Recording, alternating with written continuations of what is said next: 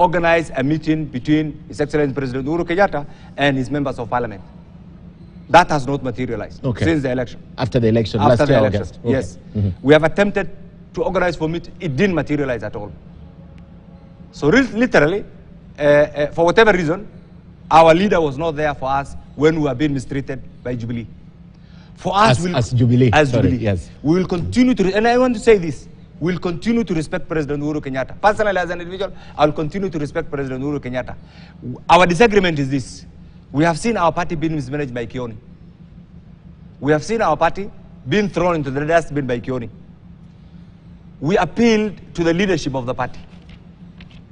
Nobody came out to rescue both the members of parliament and the Jubilee members on what was going on. And ultimately, the NEC made a decision on 10th February to cause certain changes by suspending Kioni, by suspending Murade, and by suspending Mr.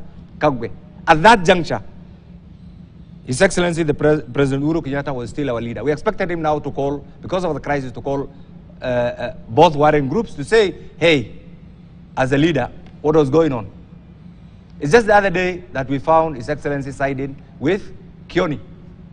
At that juncture, we invoked the presidential retirement benefit, which says, and I read for you, because we are on camera here, this is what it says. It's not our circuit, it is the law. It says, Section 6 of the retirement, Section 6, the role of the retired president. A retired president shall not hold office in any political party for more than 6 months after ceasing to hold office as president.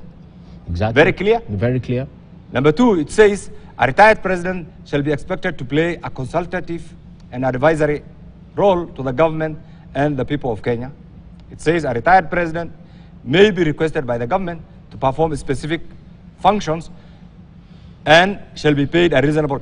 This is why His Excellency the President still is our peace envoy to the DRC, has been our peace envoy actually to Ethiopia, that's Eritrea. Was there the other day, passed on to this to oversee on behalf of AU, the general election actually in Nigeria. So Uhuru, as a distinguished Kenyan, as a distinguished former president, we expected him to join the league of Mzee Moi, late Mzee Moi, Mzee Kibaki, and first of all, respecting the institution of the presidency. Because having been the commander-in-chief, having handed over power peacefully, the instrument of power to President William Ruto, what we expected is His Excellency President, and what we expect, and I will still look for him, is to preserve the dignity and respect that comes with that particular institution of the president. I agree with you, Mheshimiwa. He will be above these petty political friends and say, look, this institution, because look, luckily he has retired when he was still young. But the pace that was set by Mzee Moi and Mzee Kibaki should have also guided His Excellency. Which was their choice. Which was their choice, yes. But still, there are certain limitations that come with... Let me ask you, you've read that law, right? You've read that act. Yes. Right? What was the mischief behind putting that as a law? He's the one actually who assented. His Excellency President Uhuru is the one who assented to this. Yeah. What was the mischief? There was no mischief. There was a mischief. There was no to mischief. Keep them off politics. No. Let's be honest. You see. Let me tell you this. You can't. You see, separation of institutional role. You have a president right now. He has handed over the institution. You know, power is too sweet. Yeah. He has handed over instruments of power to the incoming president, and yet if the same president is seen around interfering with the same... So that was the mischief, let's agree. And it has not worked in Africa. Keep him off it's not politics, like that. Yes. All over the world, it doesn't happen, it doesn't work. No, we see President Obama campaigning all over. That is a highly developed, and that's why right now they're having challenges. And I'm sure in the next few months or few years, even America will revisit. So it's not all over. It's not all over the world. In Africa, it has not worked.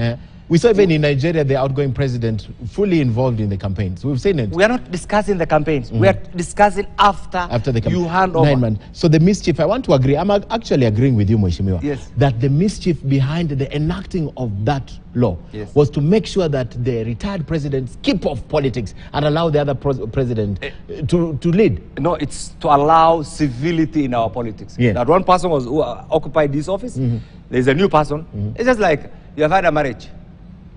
Something went wrong, you divorced. Okay? Yes. You still see a beautiful former wife with someone else? Someone else. Yes. and you start applying that nostalgia of what you used That was my point. No, it doesn't happen. You need to accept that. That's right now. The issue is we must accept that the 5th president of the Republic of Kenya is excellent. I think that has been settled. It's accepted. No, there's some who have not still accepted. The Azimio? The Azimio group, a section of them are still. Look, take this. I worked so hard for Raila presidency. But it didn't happen. It didn't happen. Okay. I must accept the reality that we lost. We lost. Okay. God did not will, and there's a reason why God did not will. You know, we as Muslims, we believe in something called, in Arabic it's called qadar, but in English it's called predestination. You work so hard, but God has also the final say. God has willed, okay, that William Ruto, as a result of his hard work, as a result of the many prayers, as a result of maybe the aspiration and the goodwill of Kenya, is now the 5th president of the Republic of Kenya. The best thing that we can do is to accept that reality and work hard for 2027 and say, look, because of this and this. But if you stand in the streets and say, I don't believe in William Ruto, people will see you as a mad person. In fact, Uhuru Kenyatta said his president remains Raila Odinga. Now, let me take you back to what you're talking about. And that is the challenge. Let me take you back to what you're talking about. Yes. When you spoke about, when we were speaking about you and supporting William Ruto and associating with anyone you so wish, it's a constitutional guarantee under Article 38. Where do you take the right of Uhuru Kenyatta to associate with whoever he wants to associate with under Article 38 as an individual, as a Kenyan citizen right now? Where do you take that right? I think let's accept this. Yeah.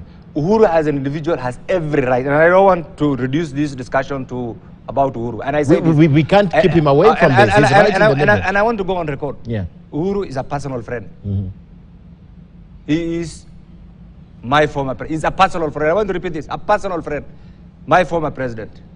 My former party leader, because of the law. We'll continue to respect him. Where we feel his interests, his rights have been infringed on, I'll be the first one to defend. As an individual. As an individual. Yeah. But where I feel my former president is going out of his way, I'll be the first one to say. Don't you think it was absurd for his own party to invoke the articles of the retirement benefit? No, it's also absurd for the same person that we respected to side with one person called Kioni.